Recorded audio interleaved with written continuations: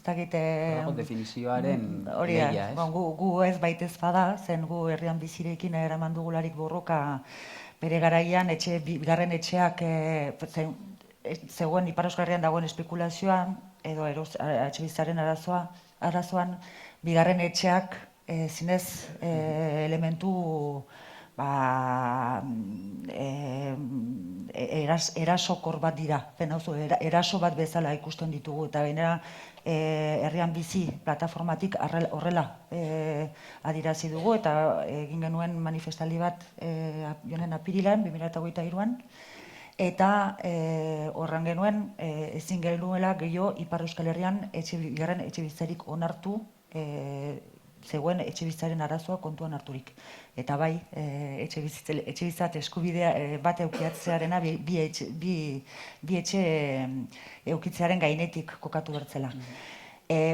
Daukaguna da urtero, gure INSE, datu ofizialak dira, urtero bere 900 bat etxebizitza, bigarren etxebizitza bilakatzearen prozesu bat bazegoen. Eta horrela segituz, gero,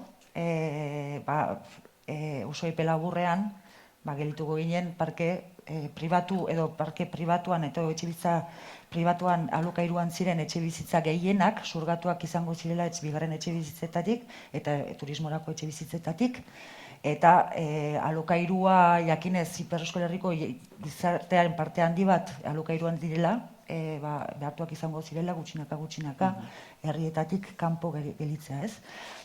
Eta hori guretako onartezina zen, eta horregatik borroka hori hasi dugu bigarren etxeen gaiaren inguruan.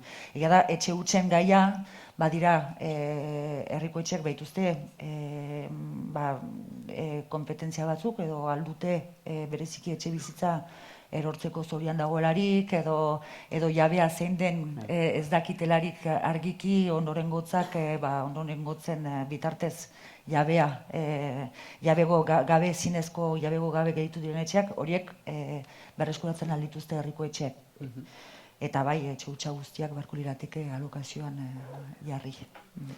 Hitz egiten ari zarete eta atera da baino gehiagotan turistifikazioak ere baduela efektu bat, ez? Izan bigarren etxe bizitza forman edo izan etxe turistiko forman, ez? Gero eta gehiago zabaltzen ari den fenomenoa da hau, badirudi udal batzuk hasi direla neurri batzuk hartzen, etxe bizitza turistiko hauen zabalkundea hasteko, baina badakigu sekulako arazoak sortu dituela, eta agian holan gertuen daukagun esperientzia bat Bartzelonakoa izan daiteke, etxe bizitza turistikoen gaiak, batez ere turistifikazioarekin lotuta, etxe bizitzaz harago doan zerbait da, eta auzoak ere eraldatzen dituena, auzokideen bizi kalitatean inpaktua duena, eta beraz ikusten dugu bai turistifikazioaren aurkako borroka, Iparraldean adibide garbiena da, eta etxe bizitzaren borrokak uztargarriak direla,